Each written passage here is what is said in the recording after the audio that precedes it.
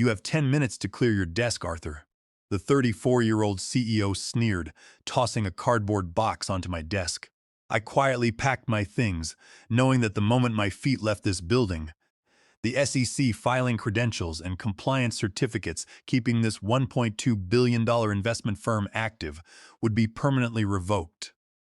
They thought they were eliminating a compliance bottleneck to push through a lucrative merger. They didn't realize they were severing the legal lifeline of their entire fund operations. For 18 years, I had walked the quiet hallways of Vance Capital Management, a firm nestled in the heart of Boston's financial district. I joined the firm back in 2008 as its first compliance officer, right as the global financial crisis was reshaping the regulatory landscape. At the time, the founder, Richard Vance, managed just $80 million in private placements and wanted to ensure every trade was executed with absolute regulatory precision. Richard was a man of the old school who believed in the integrity of the market. He often told me that in finance, reputation takes 20 years to build and 5 minutes to destroy. Under his leadership and with my strict compliance protocols, we built a spotless regulatory record. By the time 2026 arrived, our assets under management had swelled to $1.2 billion, generating $18 million in annual recurring revenue from our standard 1.5% management fee. To manage a fund of this scale, you need more than just smart traders and quick algorithms. You need a rock-solid operational foundation. The cornerstone of Vance Capital was its clean compliance profile, which allowed us to secure major institutional clients, including the Massachusetts Teachers Association Pension Fund with $300 million and the New England Laborers Pension Fund with $150 million. These massive funds have strict mandates. They cannot invest a single dollar with a firm that has regulatory red flags or an incomplete compliance department. My daily routine was an endless stream of monitoring trade allocations, auditing personal trading accounts of our analysts, verifying marketing disclosures, and reviewing the portfolio leverage metrics. Over nearly 2 decades, I had successfully navigated 3 major SEC routine audits and resolved multiple minor reporting anomalies without a single fine or regulatory warning. The brokers we worked with knew that our paperwork was always immaculate. As the Chief Compliance Officer, my daily duties were governed by the Investment Advisors Act of 1940, specifically SEC Rule 206-47, which requires all registered investment advisors to adopt and implement written policies and procedures reasonably designed to prevent violations of the federal securities laws. I managed our annual compliance reviews, monitored trading logs for front-running, audited our employee trading accounts, and oversaw the security of our clients' non-public personal information. My personal Central Registration Depository Number, CRD 492015, was the legal anchor for the firm's SEC registration. I was the designated qualifying officer associated with our SEC Form ADV, which must be updated and certified annually through the Investment Advisor Registration Depository portal. I was also the sole signatory on our $5 million ERISA Fidelity Bond, a mandatory federal requirement to protect client assets from fraud or embezzlement, backed by my personal guarantee with the surety underwriters. But the corporate landscape shifted when Richard Vance passed away in 2024 at the age of 68. His son, Ryan Vance, inherited the controlling 51% voting shares of the firm. Ryan was 34 years old, held an expensive MBA from a prominent Ivy League school, and possessed the dangerous confidence of someone who had never experienced a bear market. Ryan didn't care about regulatory integrity. He cared about rapid growth and personal wealth. Within months of taking over, he partnered with Bradley Cole, a director at Vanguard Capital, a private equity firm that bought a minority stake in the company. Together, they began preparing the firm for a buyout by Apex Financial Group, a national financial services conglomerate, for a valuation of $150 million. At that valuation, my 8% founder's equity option was worth $12 million. I had dedicated my career to building the firm, and the merger was supposed to be my retirement exit. But Ryan and Bradley had other ideas. To inflate the firm's valuation before the due diligence team from Apex arrived, Ryan launched the Vance Growth Fund, an aggressive portfolio that promised 22% annual returns.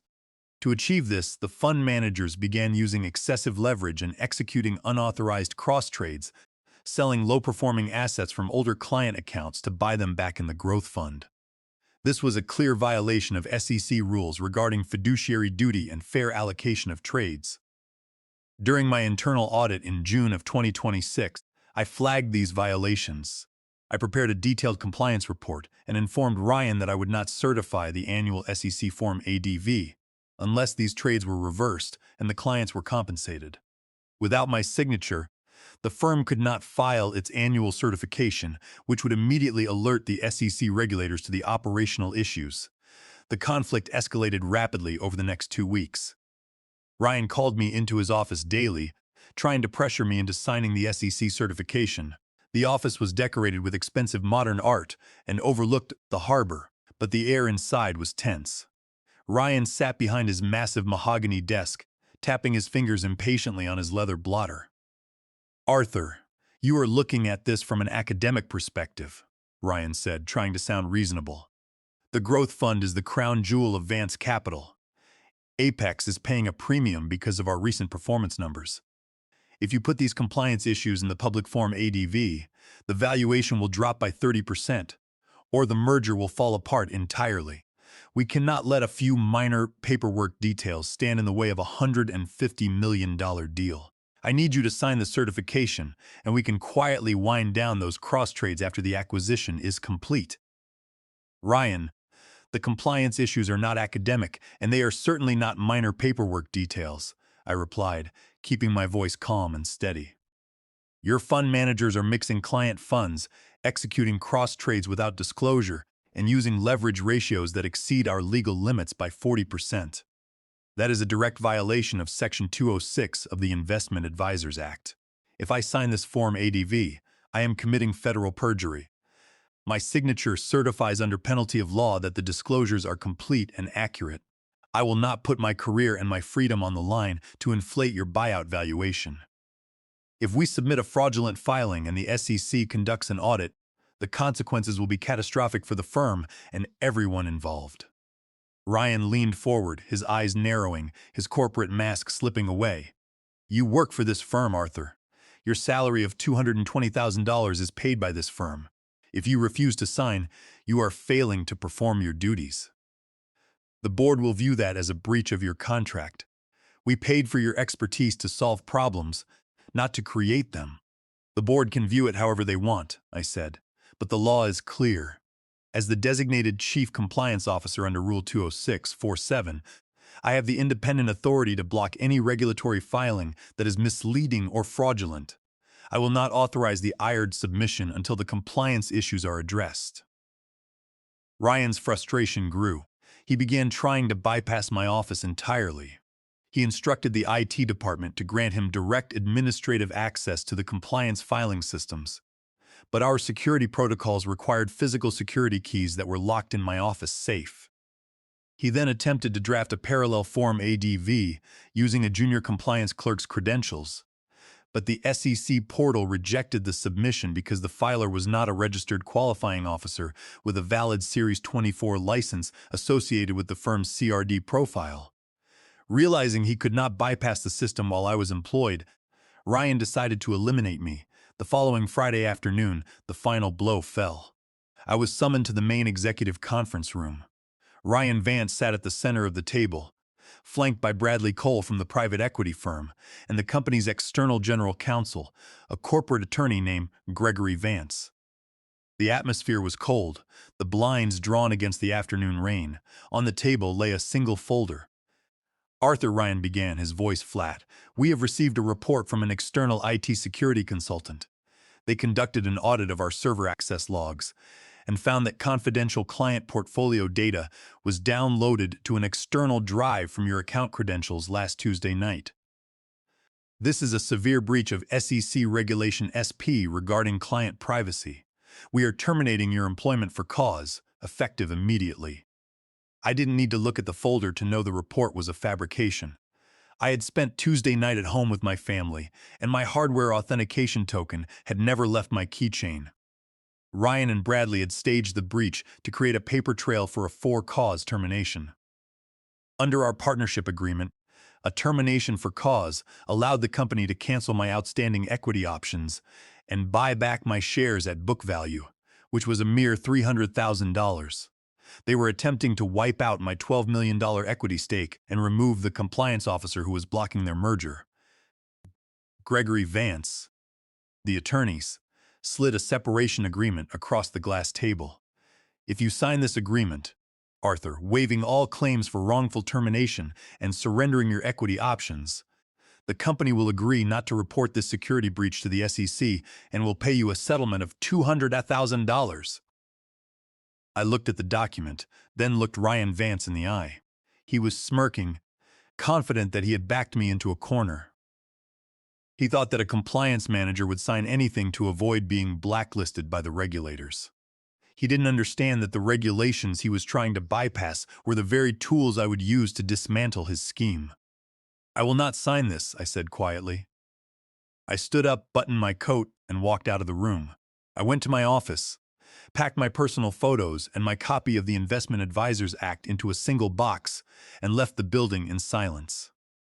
The security guard followed me to the lobby, but I didn't look back. I knew that by Monday morning, Vance Capital Management would face a regulatory shutdown that no IT consultant could fix. I sat at the kitchen table of my suburban home on Saturday morning, a cup of black coffee warming my hands. The rain was still beating against the window, but my mind was perfectly clear. I opened my personal laptop and logged into the SEC's Investment Advisor Registration Depository portal. Because compliance officers must maintain independence, my access credentials for the IRD database were registered directly to my personal email and CRD number, completely separate from the Vance Capital corporate servers, under 17 CFR Graph 275.20647. A registered investment advisor must have an active chief compliance officer associated with its registration. The moment a CCO leaves a firm, the firm must file Form U-5 within 30 days to terminate the CCO's association. However, the regulations also state that if the firm fails to designate a qualified licensed CCO on its Form ADV, its registration is suspended by operation of law. Vance Capital had no other registered compliance officers. The compliance clerks they employed did not hold the required Series 24 or Series 65 licenses, nor did they have the qualifying experience.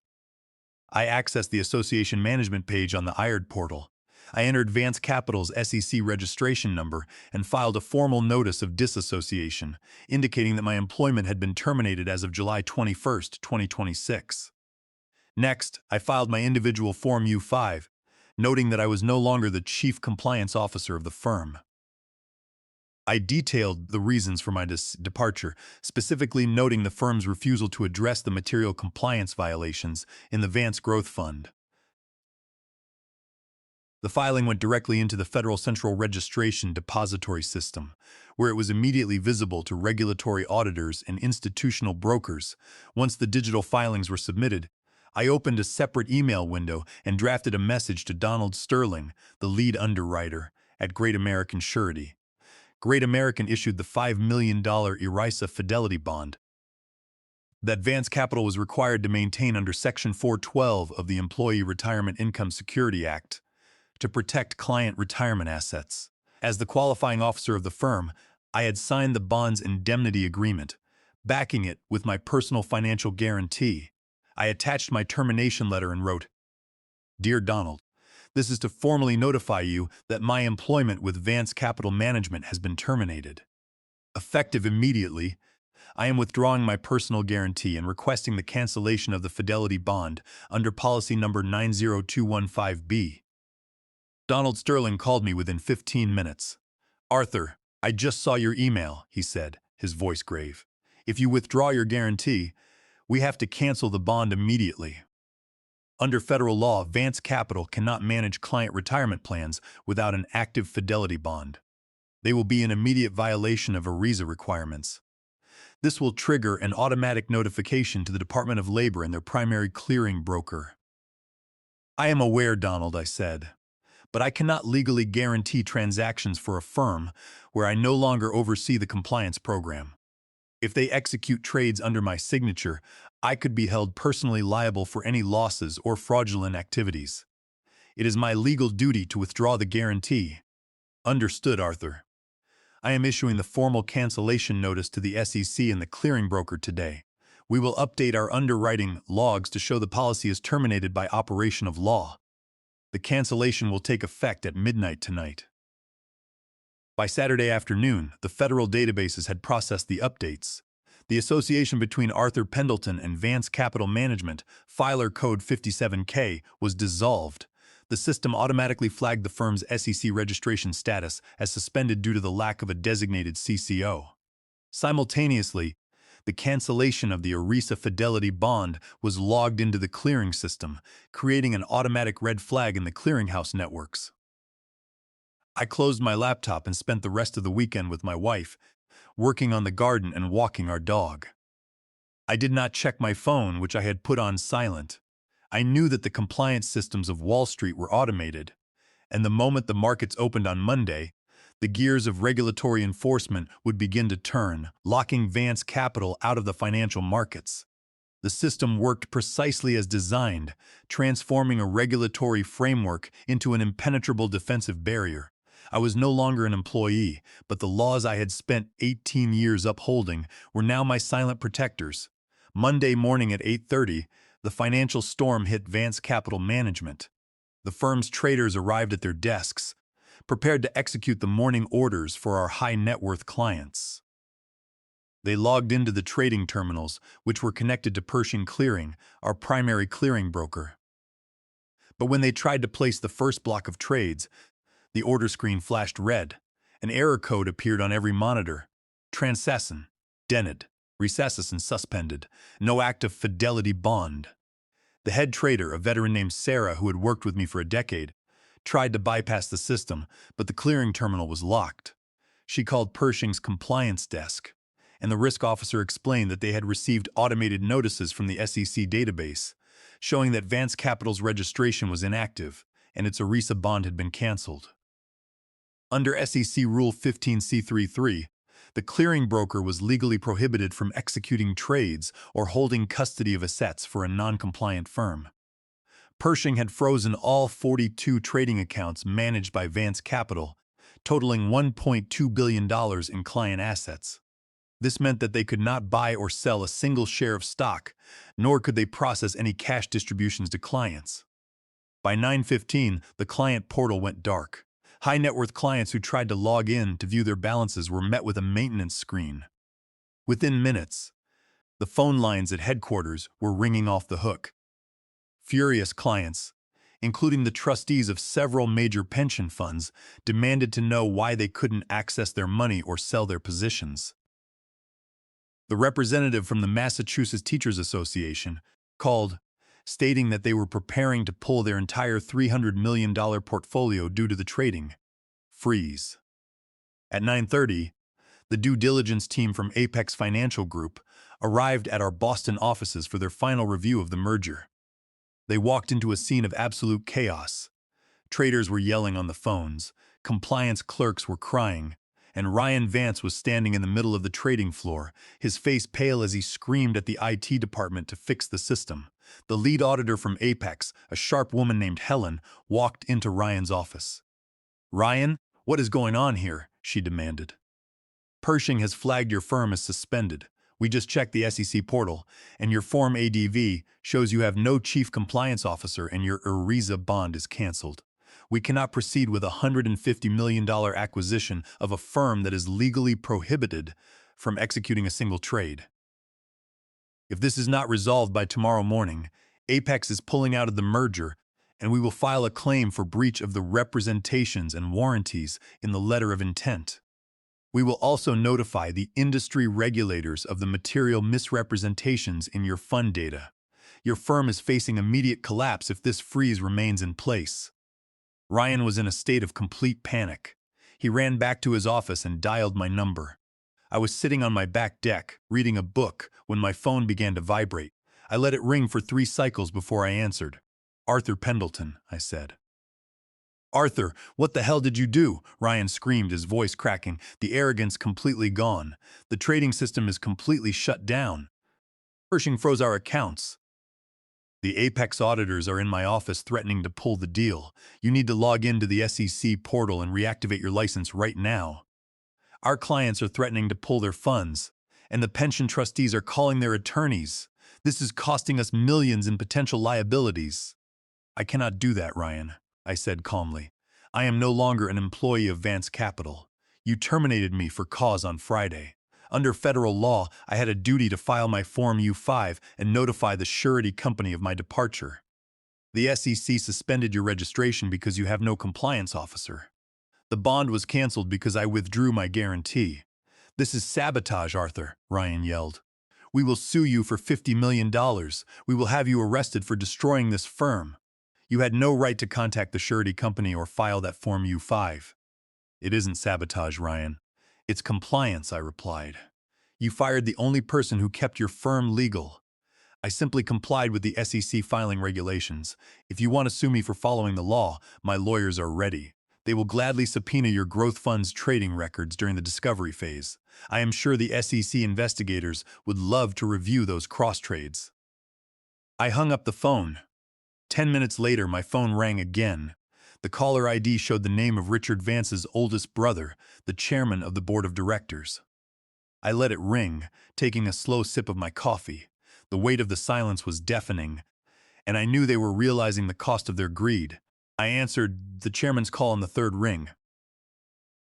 Arthur, please tell me there is a way to resolve this, he said, his voice heavy with exhaustion.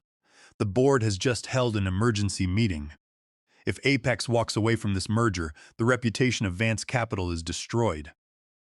Our three largest pension clients have already threatened to pull their portfolios, which would lead to immediate insolvency. The Massachusetts Teachers Association has already drafted a request for a full asset withdrawal. The legal liabilities are mounting by the minute. How do we fix this? What are your terms? The solution is simple, I said, but the terms are non-negotiable. I outlined my conditions. First, the board must issue an immediate official written apology to me, admitting that the IT security breach allegations were fabricated. Second, the firm must pay me a wrongful termination settlement of $500,000, tax-free, wired immediately to my account.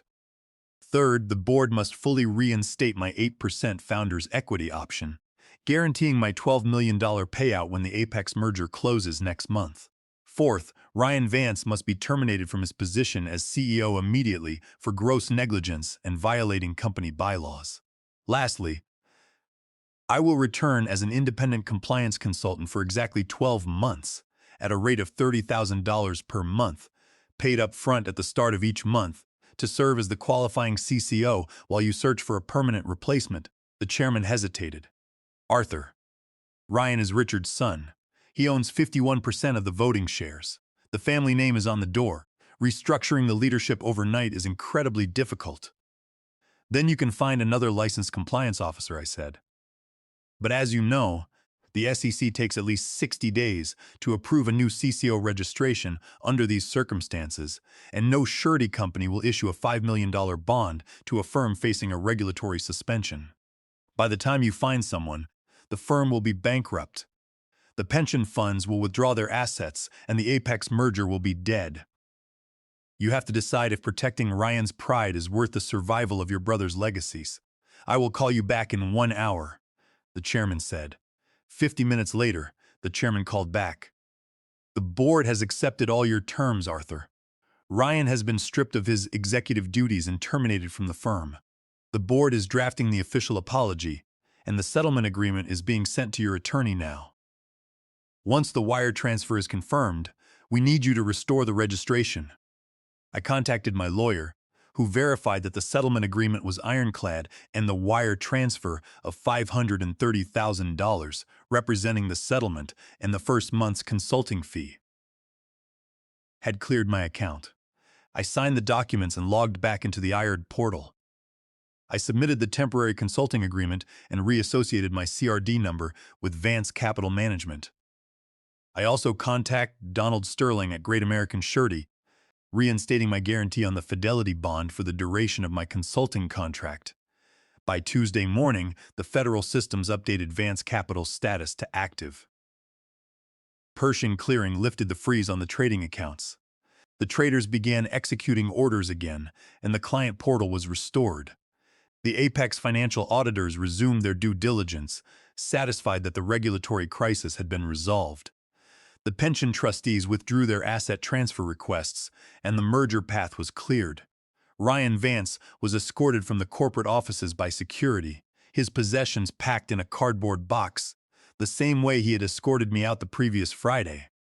He was permanently disgraced, his career in the financial industry ruined by his own greed and his ignorance of the laws that govern Wall Street. He would never again hold a registered position in any financial firm, as his U-5 filing now contained a permanent record of his compliance violations and termination for mismanagement. I returned to the Boston office the following week, not as an employee, but as an independent consultant. I sat in my old office, looking out over the harbor, a quiet sense of victory washing over me. I had built the compliance system that protected the firm, and when they tried to cast me aside, they realized that the system could not run without the person who held the key. In the high-stakes world of finance, compliance is not a burden, it is the ultimate leverage.